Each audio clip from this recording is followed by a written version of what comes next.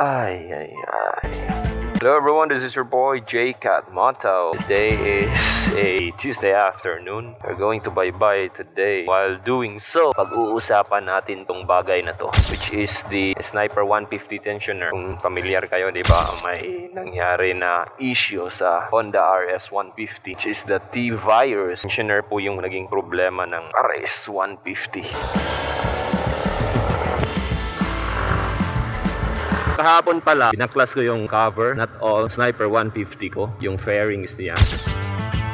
I had a major cleanup yesterday. Kasi it's been a while na nalinisan ko ng personal yung motor ko. And I really have to, para gumaan-gaan naman yung Sniper 150 ko. Gumaan sa maraming dumi. Ika nga, one of the ways of improving your performance in your motorcycle is making it way less o pampagaan. At least siguro naman may mga kulang-kulang, mga half kilo siguro ng dumi. Same time, it runs better because I've cleaned up also the chain sprocket area. Since wala naman akong pampalit sa air cleaner, air filter, nilinis ko na lang ng konti. But it's supposed to be replaced already. Before anything else pala, musta kayong lahat dyan sa mga nagpapa-shoutout. I will be posting soon. Hindi muna ngayon, but hopefully soon. So we're going to bye-bye today. I'm gonna be inquiring something about my computer. Today, as I've said, is a Tuesday afternoon. Medyo makulimlim at hopefully walang ulan. So this is your boy J-Cat Motto once again, coming at you somewhere in Inupacan, Leyte. Pag-uusapan natin ngayon is may overtake first.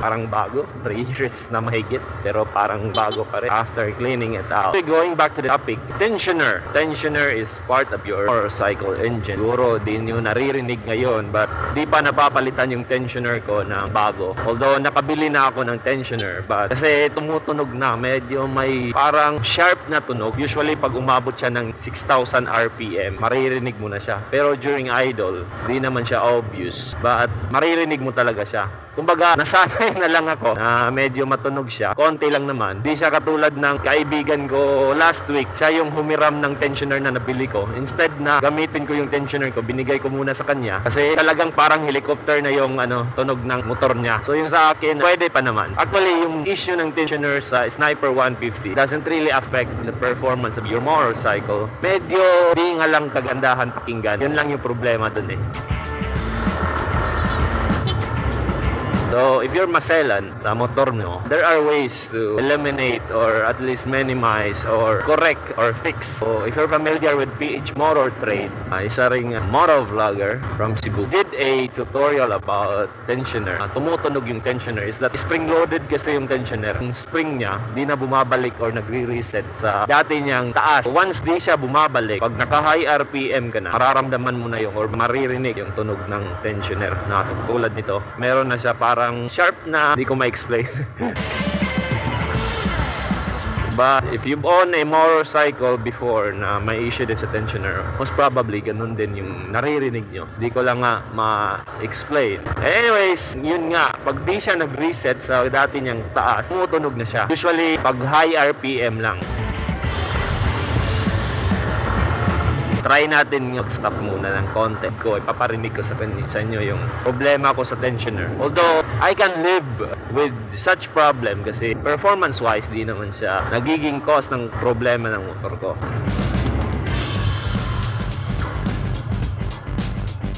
Try natin. Pag high RPM,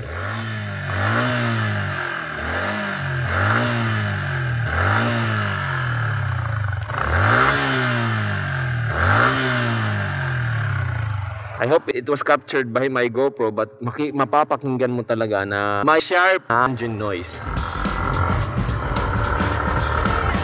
So So, yun yung problema. So, what is the fix? Is to reset the tensioner. Yes, reset. Yung tutorial ng nasabi ko ni PH Motor, meron siyang way para ma-reset yung tensioner. I will be referring you to the video of PH Motor. He has a way to reset the tensioner, yung stock. Although may nabibili naman tayong natawag na aftermarket na mga tensioner for your Sniper 150 that would be considered as manual from the word itself can be easily reset. Fortunately, sa ginawang tutorial ni PH Motor, nare-reset naman yung stock. Made a device, a little parang flathead screw na gawa lang ng alambre. Yun yung pinang-reset. So, if you have time, if you have problem with your tensioner, you can watch a PH Motor na tutorial siguro.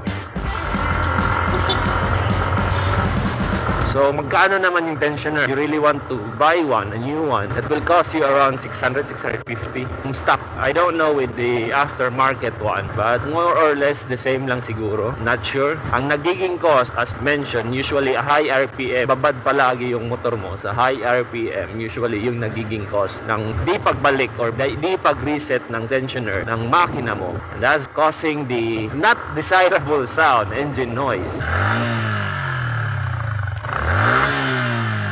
During high RPM, usually sa akin naraasan around 5,500 above.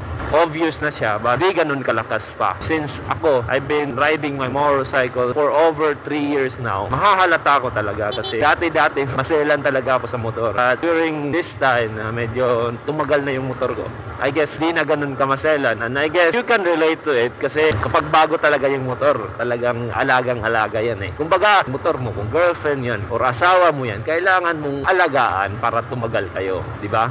The same lang yan eh. The same lang ng principle. So, speaking of alaga, let's talk about maintenance na rin. I've made a video before talking about maintenance cost Sniper 150. Ngayon, more on the specifics na. Kasi before cost yun eh, yung magkano yung ginagastos mo in a year, in a month. So, this time around, this can apply on your motorcycle kahit hindi Sniper 150. Sa Sniper 150, kung pansin nyo, medyo mataas-taas na yung tinakbo. At kung alam nyo paano mag-check ng air filter or cleaner or whatever you want to call it, kasi yung air cleaner kasi yun yung nagsusupply ng hangin na nagmi-mix sa fuel mo, diba? May air fuel mixture tayo para sa combustion ng makina mo. Madumi na yung air cleaner mo, kailangan ng palitan. Mapapansin mo na parang yung acceleration ng motor mo medyo limitado na, hindi na ganun siya kabilis acceleration. At the same time, parang limitado na rin yung top speed. Dati-rate around 26,000 kilometers siguro yun. Hindi ko pa napapalitan yung air cleaner ko, pero pansin ko hirap na siyang mag 120 plus. So ang ginawa ko, chinek ko yung air filter, yun nga, madumi na. So what I did is to buy air filter. I think it was around 350 or 250, nakalimutan ko na. After na pinalitan ko yung acceleration niya, nagbalik. So that is one maintenance na dapat mong gawin. Another maintenance that you should do para sa performance at para sa reliability ng motor mo is your chain and your sprocket. Linisin mo siya, lalo na yung part sa engine sprocket mo, yung sa harap, yung maliit. Kaka-chain lube mo or kakalagay mo ng oil or anumang lubricant na ginagamit mo sa kadena mo, a-attract yan ng dumi. Nagiging cause yan na medyo hirap magkambyo. Banking muna. Banking muna. So, di na ganun ka-smooth yung transition ng mga gears mo. So, might as well clean it up, after which nag-lubricant ulit ako. You might also want to check your brake pads. Yung brake pad kasi, depende yun sa gamit or gaano kahilig mag-brake. Ako usually, di naman ako ganun kahilig mag-brake. Kasi di ako maaarangkada kung medyo malapit na ako sa lugar na pupuntahan ko. Alalay na lang yung speed. So, less yung brake na ginagamit ko. Yung first na brake pad change ko around 32,000 kilometers. So, it depends. From time to time, check your brake pads. Paano na lang, kailangan mong mag-emergency brake but your brake pad, hindi na siya ganun kakapit, di ba? So, baka maging disgrasya yon. Another thing would be gulong. Yung gulong natin, one of the most important parts of your motorcycle, aside from your engine of course. Tinipid mo yung gulong mo, manipis na or maybe yung klase na di masyadong makapit, tapos yung lugar na dinadaanan mo medyo madulas, well, probably it will lead to an accident. Siguro mapapansin nyo naman kung medyo manipis na yung gulong mo. Ako usually around 10,000 kilometers nagpapalit na ako ng gulong. So, depende rin siya sa riding style mo. Kasi kung medyo boy bomba ka, mahilig kang agad-agad umarangkada o bomba ng bomba ka, high RPM ka palagi, you can expect na medyo mabilis din lumipis yung gulong mo.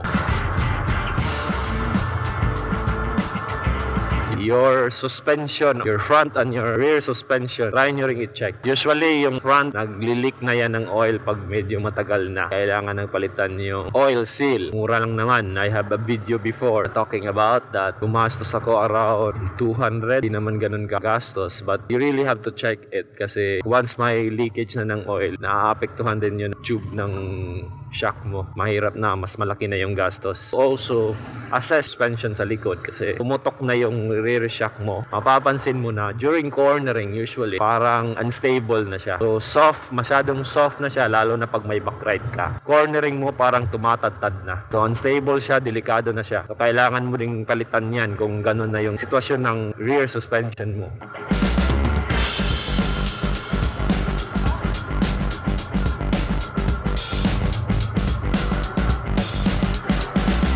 Signal light, your headlight, your brake light, check it also. Kasi masisita kapag wala kang ganun or di properly functioning yung mga ilaw mo. Huwag kang maging katulad ng iba na yung brake lights nila di na umiilaw. Nagiging hazard na sila sa mga sumusunod sa kanila. Maaring maging reason yun na di malalaman ng kasunod mo na nagbe-brake ka na pala. Bubunggo ka kung ganun. So signal lights, same time, make sure na properly functioning siya. And of course, your headlight.